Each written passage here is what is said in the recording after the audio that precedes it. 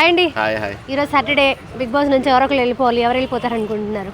నాకు తెలిసి ఏమో సెండ్ ఆఫ్ లాస్ట్ నిన్న చూసిన ఎపిసోడ్లో ఆదిత్య ఓంగారు బాగా ఎమోషనల్ అయ్యాడు. అవునవును. ఎమోషనల్ అయ్యేప్పుడు అందరూ కిస్ ఇచ్చారన్నమాట, ఫ్లయింగ్ కిస్ ఇలాగా ఇచ్చినప్పుడు ఇది నా సెండ్ ఆఫ్ ఏంటి అన్నాడు. అది కొంచెం డౌట్గా ఉంది. లేదు, ఆదిత్య ఓంగారు వెళ్ళరు, స్ట్రాంగ్ కంటెస్టెంట్. ఇప్పుడు దాకా బాగా గేమ్ ఆడుతున్నాడు, పర్లేదు. ఆయనకి తెలుగు రాకపోయినా కానీ ఈ వీక్లో పర్లా. ఇంకా నాకు తెలిసి ఈ రోజు నామినేషన్స్లో పృథ్వీని టార్గెట్ చేస్తాడు. ఈరోజు నాగార్జున గారు డిబేట్ క్లాసు గట్టిగా ఉంటుంది నాకు తెలిసి. ఎస్పెషల్లీ యష్మి గురించే ఉంటే బాగుంటుందని నా ఉద్దేశం. ఇప్పుడు సోనియా గురించి యష్మి గురించి క్లాస్ జరుగుద్ది గట్టిగా. ప్రేరణ జడ్జిమెంట్ గురించి కూడా మాట్లాడాలి. చాలా మంది డిసప్పాయింట్ అయ్యారు.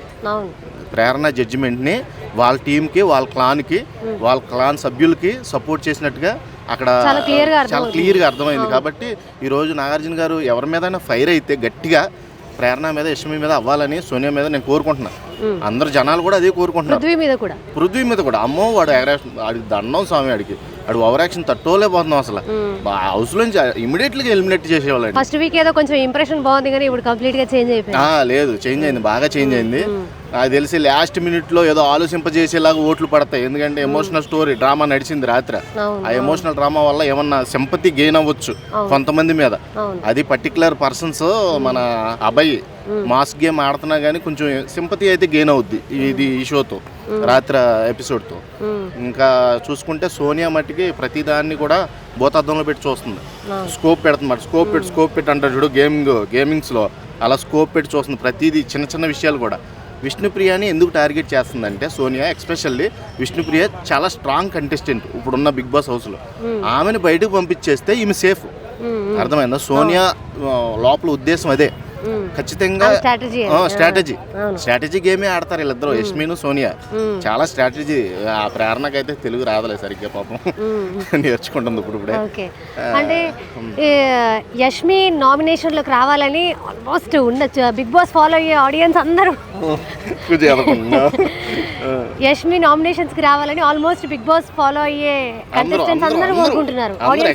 నేను కూడా ఖచ్చితంగా నామినేషన్స్ లోకి వచ్చేయాలి. అప్పుడు చూద్దాం ఆవిడ గేమ్ ప్లే ఎంతవరకు ఉందని. నెక్స్ట్ వీక్ జరుగుతాయి కదా, మండే జరుగుద్ది కదా, థర్డ్ వీక్ నామినేషన్స్.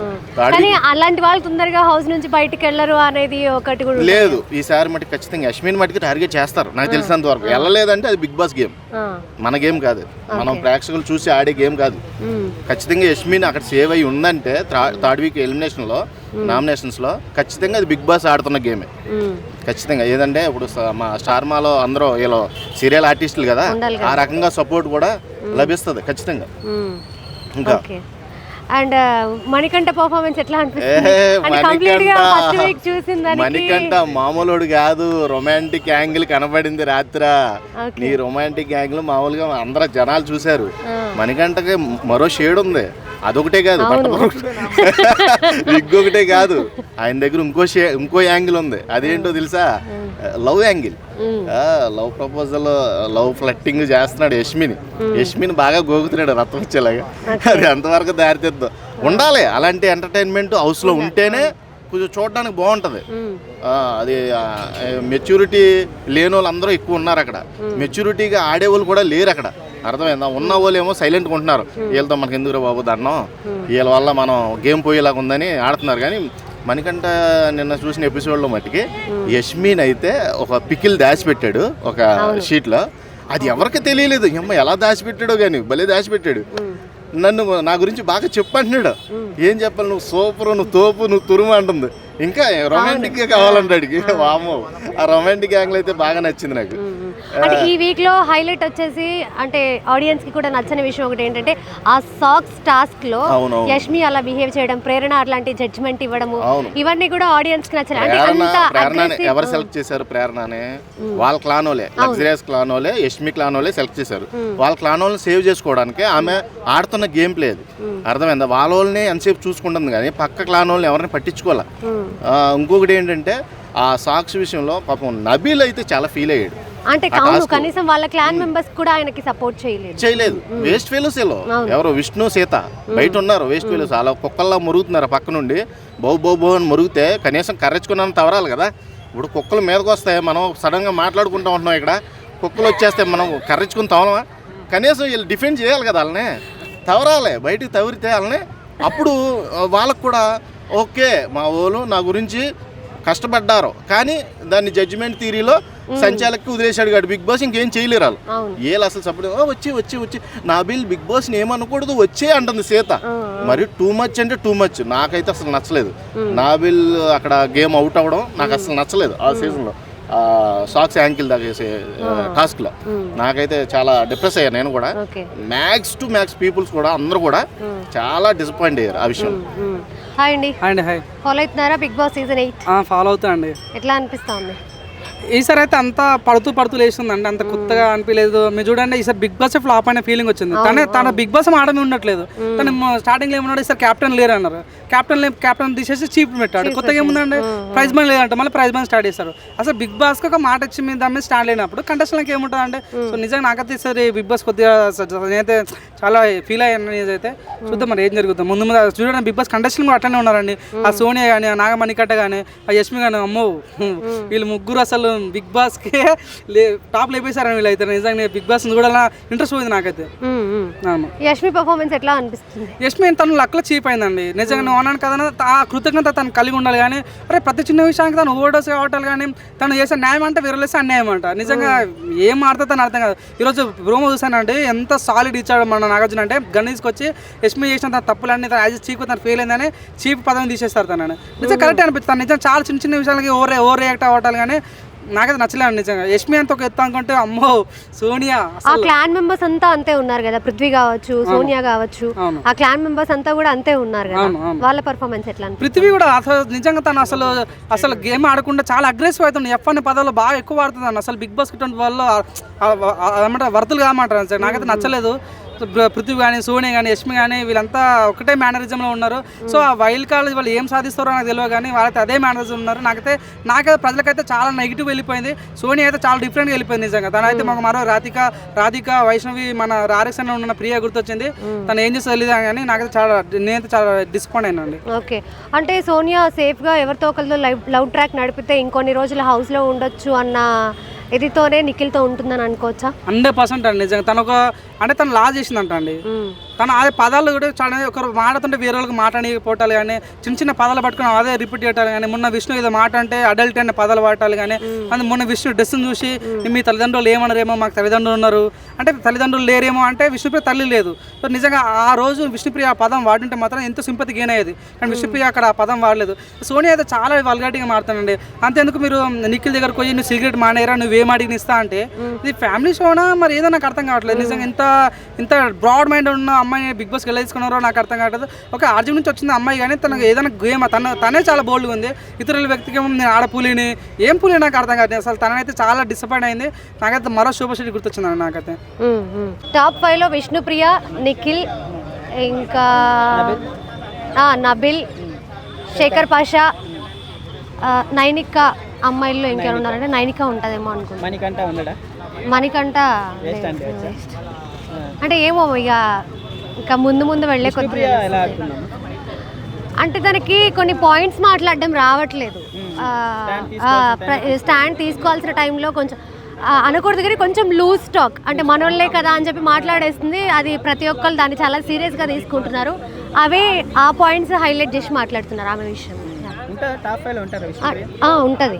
నిఖిల్ ఎలా ఆడుతున్నాడు? ఎక్కడ సేఫ్ జోన్లో ఆడుతున్నట్టు అనిపిస్తుంది.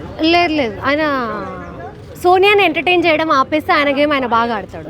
సోనియాని ఒక్కదాన్ని కట్ చేసేస్తే ఆయన గేమ్ బాగుంది. సోనియా నువ్వు సిగరెట్ మానేస్తే నీకు ఏదైనా ఇస్తా అంటే ఏమి ఇస్తుందని ఎక్స్పెక్ట్ చేయాలి. అది వాళ్ళిద్దరి మధ్య ఉన్న అండర్స్టాండింగ్, దాని గురించి నేను మాట్లాడను. పృథ్వీరాజ్, సోనియా అంటే హగ్స్ ఎక్కువైపోతున్నాయి, గేమ్ తగ్గిపోతుందని చాలా మంది కామెంట్ చేస్తున్నారు. ఎవరి గురించి? సోనియా, పృథ్వీరాజ్. ఓకే, నడుస్తుంది కదండి, మీ ఒపీనియన్? అట్లా నడిపిస్తే ఎక్కువ రోజులు ఉంటారు అనుకోని అలా నడిపిస్తుందేమో అని అనిపిస్తుంది నాకు. సోనియా జెన్యూన్ అమ్మా లేదంటే ఎక్కడో ఫేక్ గేమ్ ఆడుతున్నాను? అంటే ఆమె విషయంలో ఆమెకున్న క్లారిటీ ఏంటంటే నేను ఇక్కడ ఎవరో ఒకరితో లవ్ ట్రాక్ మెయింటైన్ చేస్తే ఈ హౌస్లో ఇంకొన్ని ఎక్కువ రోజులు ఉండొచ్చు అన్న మైండ్ సెట్తో ఆడుతుందేమో అని నాకు అనిపిస్తుంది. నాగార్జున గారు కూడా ఫైర్ అయ్యారు మన యష్మిక గౌడ మీద చెఫ్ కరెక్ట్గా చేయట్లేదు అనేసి. సో మీకు ఓకేనా, నబిల్ని కూడా పొగిడారు. సో మీకు ఎలా అనిపిస్తుంది అమ్మా, గేమ్ ఎలా అనిపించింది? నబిల్ ఎలా ఉంది? నబిల్ లాస్ట్ వీక్తో కంపేర్ చేసుకుంటే ఇప్పుడు చాలా బాగా గేమ్ ఆడుతున్నాడు. అంటే మిగతా వాళ్ళందరూ పక్కన వాళ్ళు సపోర్ట్ తీసుకుంటున్నారు అనిపించింది. బట్ నబిల్ అయితే సింగిల్గా ఆడుతున్నాడు. ఆయన నాకు ఎవరి సపోర్ట్ అవసరం లేదు, నా గేమ్ నేను ఆడతా అని చెప్పి గేమ్ అయితే బాగా ఇంప్రూవ్ చేసుకున్నాడు. కొంతమంది రీఎంట్రీ ఇస్తున్నారు, శోభా శెట్టి, మన టేస్టీ తేజ, చాలా మంది మళ్ళీ 2.0 అని చెప్పేసి లాంచ్ చేస్తున్నారు 5th తారీఖు. ఓకే, మీకు ఎలా అనిపిస్తుంది మళ్ళీ? ఇంకేమో వాళ్ళు వచ్చాక, ఇప్పుడు ఎలాగో ఆల్రెడీ బిగ్ బాస్కి బజ్ లేదు కాబట్టి ఇంకా వాళ్ళు వచ్చాక ఏమైనా కొంచెం ఆడియన్స్ ఇంట్రెస్ట్ చూపించే ఛాన్స్ ఉంది. శోభా శెట్టి ఆల్రెడీ గ్రౌండ్స్ లో ఉందంటున్నారు, ప్రతిగా ఉందంటున్నారు. మళ్ళీ శోభా శెట్టి వస్తే ఎలా ఉండబోతుంది? ఇక యష్మి శోభా శెట్టి ఇద్దరు కలిసి ఆడతారేమో. యా. సో ఫైనలీ ఎవరు గెలుస్తారు అనుకుంటారు మీ ఫేవరెట్ కంటెస్టెంట్? అంటే 2 వీక్స్ అవుతుంది కాబట్టి వీళ్ళు ఫేవరెట్ వాళ్ళు ఫేవరెట్ అని ఏమి లేదు. టాప్ 5లో చెప్పినా కదా, నిఖిల్ విన్ అవుతాడు అనిపిస్తుంది. నిఖిల్ ఆర్ శేఖర్ పాషా ఇద్దట్లో ఎవరో ఒకళ్ళు విన్నర్ అయ్యే ఛాన్సెస్. శేఖర్ పాషా కుళ్ళు జోకులు ఎంజాయ్ చేస్తున్నారు. పర్వాలేదు.